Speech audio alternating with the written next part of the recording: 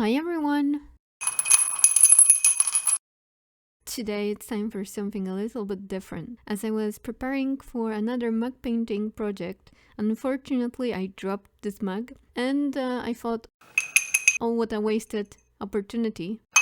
But at the same time, I thought I could try something new. So I'm going to try to save this cup. I got this shiny, sparkly, glittery modeling clay. This is a thermosetting clay which hardens in the oven. I don't know much about this material other than what the instructions advised on the box. And I haven't really worked with material of this type since possibly kindergarten and the adventures with plasticine. I'm probably going to make loads of mistakes here, and I'm not sure how durable this will be, but I'm still going to give it a go. I'm hoping that the glitter will hide all my mistakes, and I chose something very simple to start with. I'm gonna just stick on some flowers on the broken part of this cup and hope that first of all it will hide the sharp part, and second of all that those sharp parts will actually help the flowers stick to the cup. And it does look a little bit bumpy, especially the big flowers. The centers are really lumpy, but it does the job. It hides the broken part. It's sparkly, it's glittery, so why not?